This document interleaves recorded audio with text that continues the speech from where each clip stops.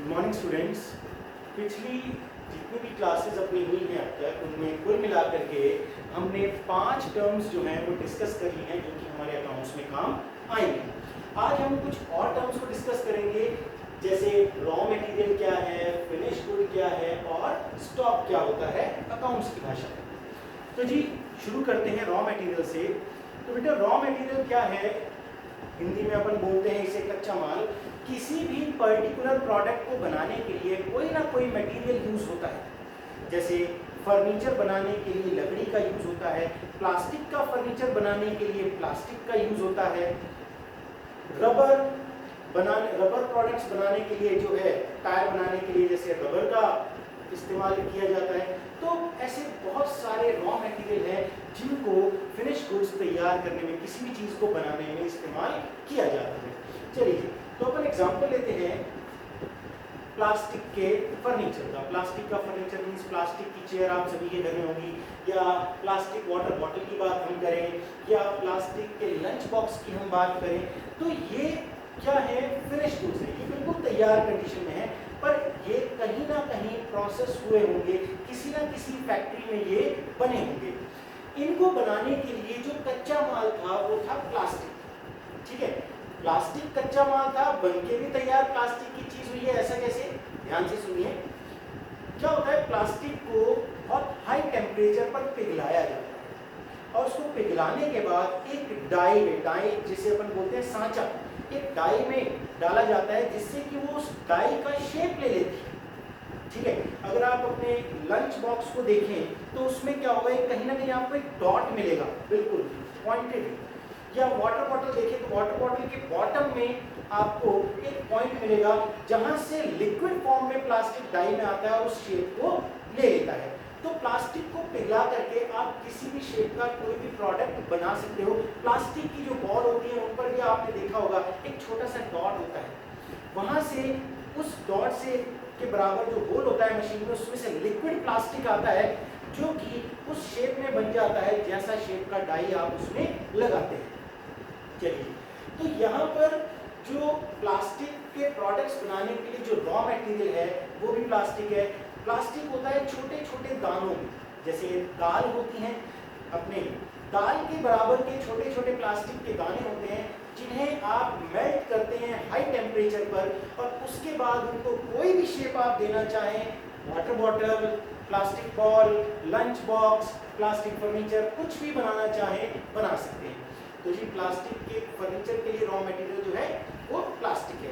इसी तरीके से लकड़ी के फर्नीचर के लिए जो रॉ मटेरियल है वो लकड़ी है। कपड़ों के लिए, ठीक है जी, रेडीमेड जो भी कपड़े आप यूज करते हैं उनके लिए रॉ मटेरियल क्या है, कपड़ा है।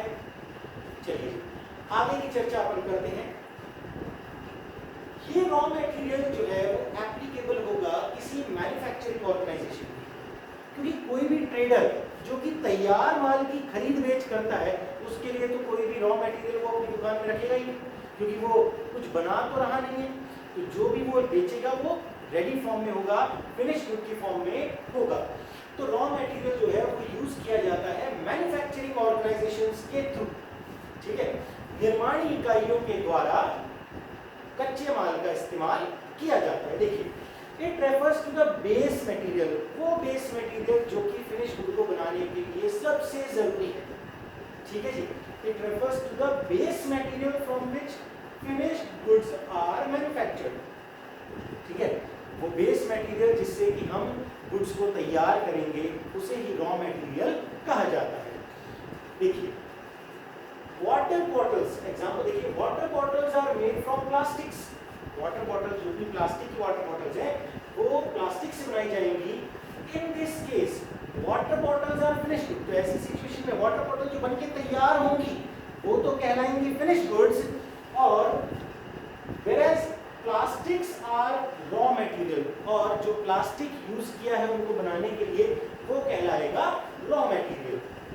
For a trader there is no raw material. किसी भी ट्रेडर के लिए रॉ मटेरियल होता ही नहीं है, क्योंकि वो मैन्युफैक्चरिंग का काम नहीं करता, वो तैयार माल लाता है और एज इट इज आगे बेच देता है। तो रॉ मटेरियल जो है वो मैन्युफैक्चरिंग ऑर्गेनाइजेशंस के द्वारा यूज किया जाता है फिनिश गुड को बनाने के लिए। ठीक है जी, कच्चा माल लेकर के आते हैं ताकि कोई तैयार माल फिनिश गुड वो बना सके। तो जी रॉ मटेरियल मुझे समझ में आ गया होगा। दूसरी बात आती है फिनिश गुड। तो it refers to the product manufactured by the manufacturer.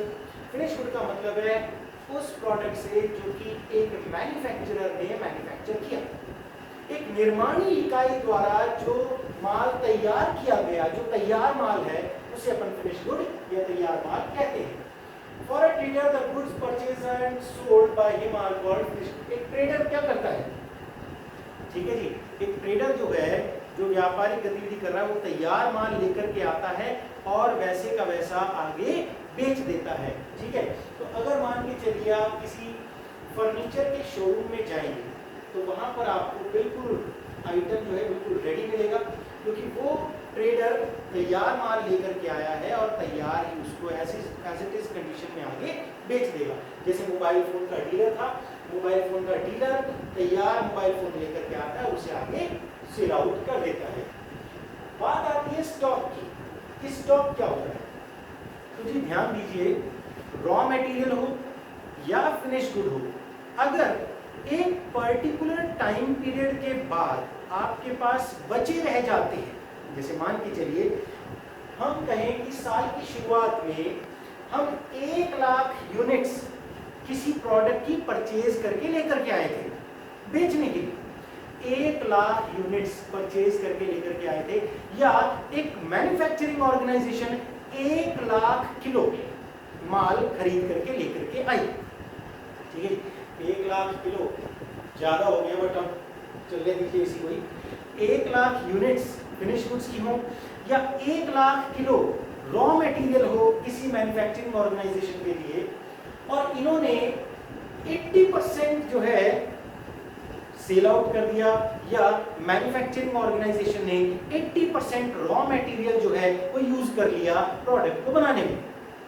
तो जी अगर हम रॉ मटेरियल की बात करें तो 80,000 किलो रॉ मटेरियल जो है वो यूज हो गया, और अगर हम ट्रेडर की बात करें तो 80,000 यूनिट उसने सेल आउट कर दी। अब लाए थे कितनी, 1 लाख यूनिट्स या 1 लाख किलो रॉ मटेरियल, 80% का इस्तेमाल हो गया या 80% सेल आउट कर दिया ट्रेडर ने, तो अभी भी इनके पास 20% जो है रॉ मटेरियल बचा हुआ है या 20% स्टॉक बचा हुआ है ट्रेडर के पास। तो ये जो बचा हुआ स्टॉक है, इसे अपन स्टॉक करके बचे हुए माल को, तो एक पर्टिकुलर टाइम पीरियड के बाद आपके पास कितना बैलेंस बचा हुआ है, ठीक है जी, किसी भी प्रोडक्ट का, उसे हम कहेंगे स्टॉक, ठीक है। It refers to the balance of raw material. या तो अगर मैन्युफैक्चरिंग ऑर्गेनाइजेशन है तो उसके पास रॉ मटेरियल बच गया होगा साल खत्म होते होते, और अगर ट्रेडिंग ऑर्गेनाइजेशन है तो उसके पास फिनिश गुड बचा होगा। तो बैलेंस ऑफ रॉ मटेरियल या finish good existing at the beginning और at the end of a specified period, साल की शुरुआत में या साल के एंड में आपके पास किसी भी माल का एक स्टॉक अगर बचा हुआ है तो उसे अपन ओपनिंग या क्लोजिंग स्टॉक कह सकते हैं। देखिए क्लोजिंग स्टॉक क्या होता है। क्लोजिंग स्टॉक वो स्टॉक होता है जो कि साल के एंड में बचा हुआ है, ठीक है। साल खत्म होने के बाद साल के एंड में जो हमारे पास बचा हुआ स्टॉक है उसे हम कहेंगे क्लोजिंग स्टॉक। और यही स्टॉक अगले साल की शुरुआत में सबसे पहले हम बेचने के लिए लेकर के रखेंगे, तो उसको हम बोलेंगे क्या, अपना ओपनिंग स्टॉक। तो जो इस साल का किसी पर्टिकुलर ईयर का क्लोजिंग स्टॉक है वो अगले साल का ओपनिंग स्टॉक बन जाता है।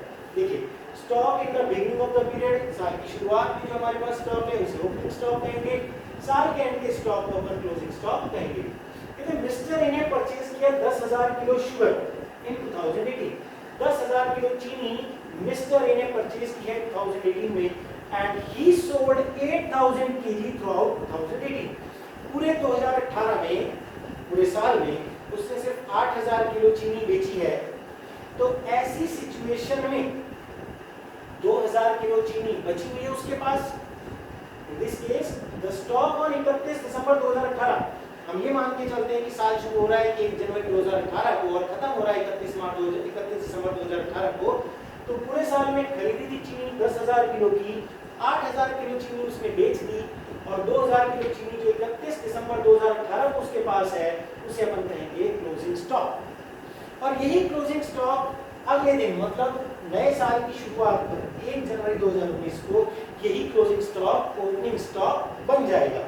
ठीक है जी। The above stock of 2000 kg is carried forward from 2018. This is the opening stock on 1 January 2019।